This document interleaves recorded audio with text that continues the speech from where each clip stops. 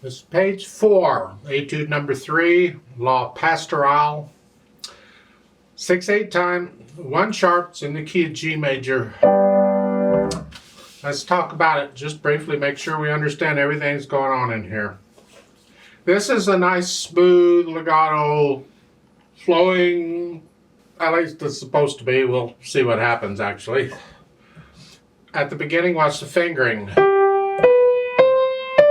Let's just skip the rhythm pretty much. I'm not going to be too concerned about rhythm. I want to make sure we got the notes and the fingering right. So let's get this part. And try and play it all legato. We'll put in the phrasing later. Just right now, we just want the fingering. Just 2 on that D. And you can leave out the little grace note right now. Just play we'll stick in the grace notes when we come back and do the articulation. But right now, it's just all connected. Come over, and then those 2 little notes, we'll put those in later. Just right now it's here. And then 2. Basically you're going to do that again. Go to the end of the second line, with next to the last measure, or the last 2 measures of the second line. Yeah. And they say 4th finger on here. You could get away with doing 5/4. But with etudes, for the most part, I prefer to fingering the way they're suggesting, because a lot of times the fingering is part of the etude. So I don't change fingering too much in etudes as I would if this were just a regular piece we were going to play. So 4th finger, and then 2. That way you're in position for the high D. Let's go on. Which finger for the A? Well, you're going to lift up after the D, so 4th finger is fine, or 5th finger is whichever. I don't like using the same finger like that, so maybe 3rd or 4th. Whichever finger you use, make sure you can reach that C, legato. And then you come down 4th finger. And then 3, 2, 1 here.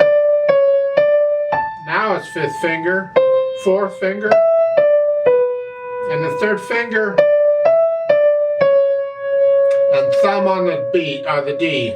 And watch this fingering. I like this. I like using different fingers on repeated notes, and this is good. 2, 3, 4. Don't forget the F sharp. Thumb on the C and come over. And then 4, 3, 2. I like that too. That puts us back into position to play it like it was at the top.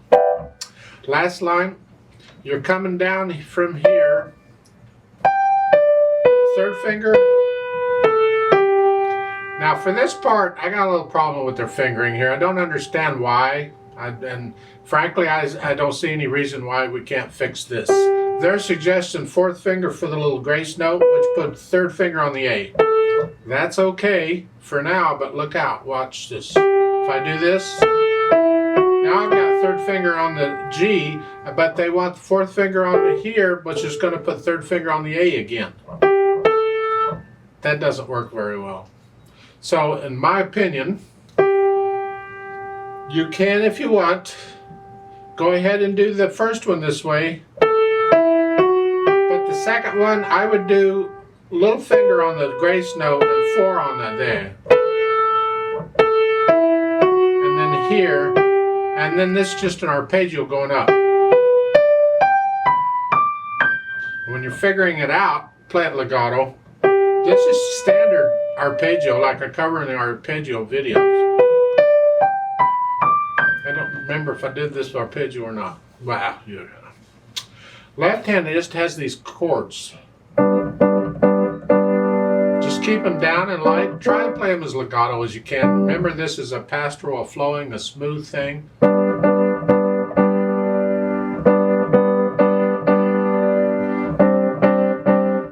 The end of the second line, you have a here. Watch this fingering. Then here, and then thumb again on the A. I like that. And then going on, we have multiple voices. You got the F sharp C. Hold it down as you play the D's. And then here. We'd like to connect here and here. It's hard to do unless you slide off. That's awkward. that's awkward. So I don't know about this slurring that bottom note. Just do the best you can. And then again. And then the next line, I like this. 4-3 thumb. And then here. And then hold the D down. So the D is tied. You hang on to it and then we're back to the chords. Put the hands together with the rhythm. Ugh. Well, still go ahead and still play this legato all the way through.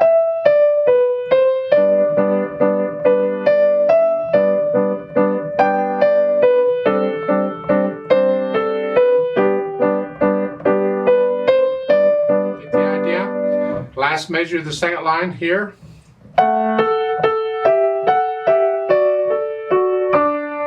Going on here.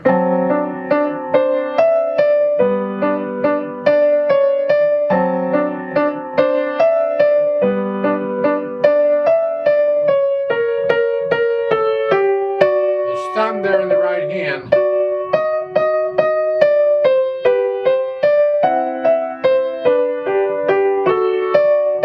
Now that last note there in that measure, there's a rest in the left hand, so it's by itself. So this is the fourth line down, the last two measures here. Right there, that note is by itself. Get off the left hand. Right. You do that some more. Now we go back and we can add the articulation. Just lifting up between the phrases and the ornaments, the little grace notes and things. So let's just start here at the top at the reverse repeat sign where both hands are playing together. That grace note is a very quick note. Different people will interpret it differently. I'm not going to tell you this way or that way or whatever. You'll have to decide, or your teacher will tell you how they think it should be interpreted. I play the grace note very quickly. Most people agree on that. But I play it on the beat, right with, well, the left hand's holding it, but it would be on beat 6. So it's 1, 2, 3, 4, 5, 6, 6. Some people will play it before the beat, so the E comes on 6. 1, 2, 3, 4. It's different ways of interpreting it. They have never agreed. Back in the Middle Ages when they were doing this, they didn't agree on how it should be played. So I can't tell you one way's right, one way's wrong. I'm just telling you how I would do it, and you'll have to decide for yourself. But I'm going to play these grace notes on the beat. Lift up in the right hand, but try and keep the left hand as legato as you can. This is the last measure of the first line. And then these two little notes, this is the first measure of the second line. But very quickly. And again, people don't agree. Big surprise there. Some people will play them before the beat and play the C on the beat. Some people, like me, play them on the beat very quickly. You'll have to decide for yourself how you're going to play them, but I play them on the beat. So keep going. Lift up in the right hand between the phrases.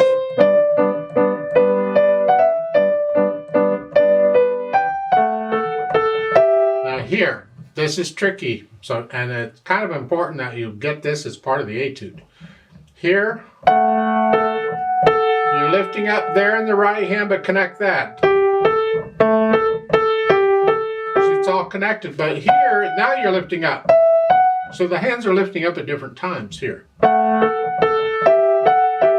we want to hear phrases in both hands. Okay? Okay, let's go on. This is the third line down, second measure after the repeat sign here. And lift up in the right hand.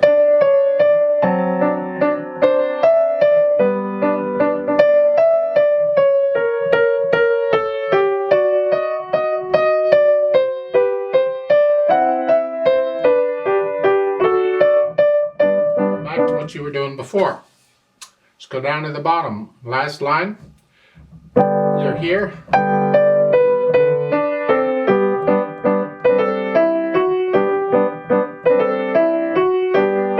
Now here's staccato in the right hand, not the left.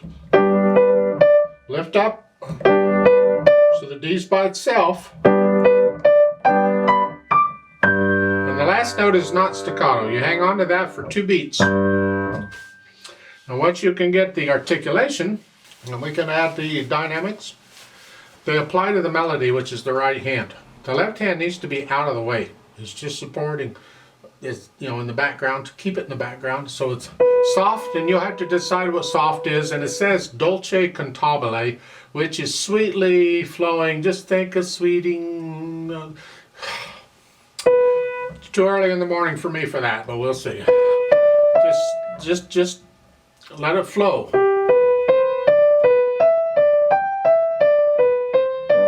That left hand has to be very soft. Now here you're going to crescendo up just maybe to a moderately soft. Don't get very loud. And then come back down. So it's here. Here. You're just getting a little louder. And back to soft and sweetly. Get a little louder. Again, to me, it's just going up a little bit to moderately soft. Let's go on past this third line after the second measure. Now you're moderately loud, and that's the right hand. Not loud yet, just sort of loud. Now you crescendo up to loud. I got problems here. There's different ways of interpreting these crescendos and decrescendos. So let's cover it. This is the third line down. It's like the third measure over that's crescendoing up. And we're talking right hand here. You keep the left hand out of the way. So you can start that moderately loud and go up to loud. And then come back down to moderately loud. And again, go up to loud. Or you can say, overall, I want to be moderately loud. I don't want to go to loud. So when I do the crescendo, I'm going to come down to moderately soft and go back up to moderately loud. So it's starting after the repeats on moderately loud. And then here I come down to moderately soft and go back up to moderately loud. Okay. Back to soft, moderately, back up to... So I'm just going from moderately soft to moderate. I'm not getting too excited here. That's one way of doing it. Another way is to go ahead and go from moderately loud to loud. And that's okay. Now loud. Come back down. And now you're going to crescendo up to loud. And then this, come up here, because the left hand's been out of the way. But now, because the left hand's doing things and the right hand is just hanging on to a note, bring the left hand up. It's important. Now, again, the different interpretations. The way I read this is the fourth line down, is the first measure, I'm moderately loud or loud, whichever, and the left hand's going to start not the same, but close to it, and get softer as here, but the left hand's going to stay up. So that this is still loud, but the left hand went down. So it's, and now in the second measure, the right hand's going to go down. Now they're both down.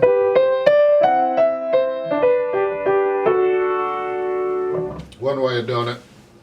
There's different ways of interpreting. The idea is that those two measures, you want to start them a little louder and get softer. So you could be soft here and then suddenly get loud again. Here, that's two. I mean, you can do that too. So that means this first note and second measure in the the right hand would be soft to match what the left hand did, and then suddenly come back up.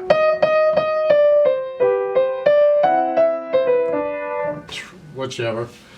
I can't tell you one way or the other. It's one time I might play it one way and another time I'll play it another way, and it's experimenting with it, and it's how do I feel it.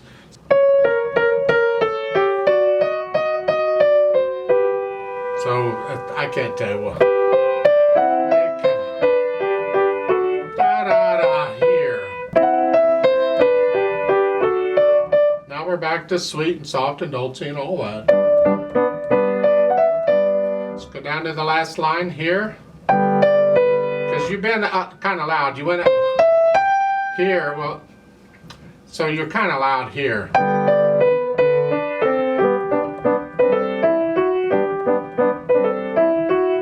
Here you're going to slow down and diminuendo, and slow, poco or retard means slow down a little to the end, to very soft. Now, the kicker here is it says polka retard, not retard. So if I were going to retardando here, it'd be here. That's a retard to me. A polka retard is just a little retard. It's not slowing down a lot, just a little. Just a little slower, not much. Then we go back and we think about this speed. Well, to me, you got to get to know the piece well enough that you're not thinking about notes and rhythms and articulation and dynamics, and you're feeling this. And then gradually you speed it up. They give you metronome marking, but to make it flow.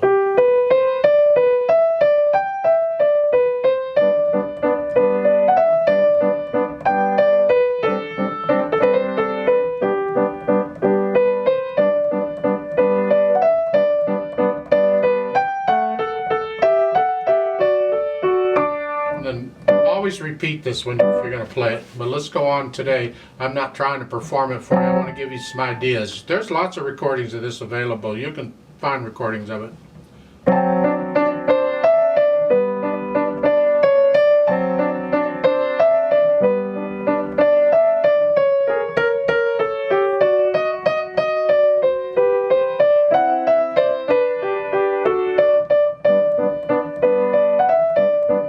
So forth.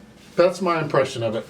And you get down to the next to the last line, so I haven't really played that line too much, because it's the same as what we've had until you get to the last two measures.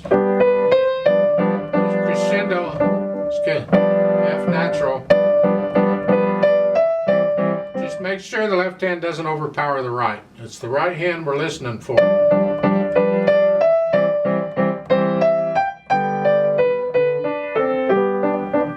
So what's that?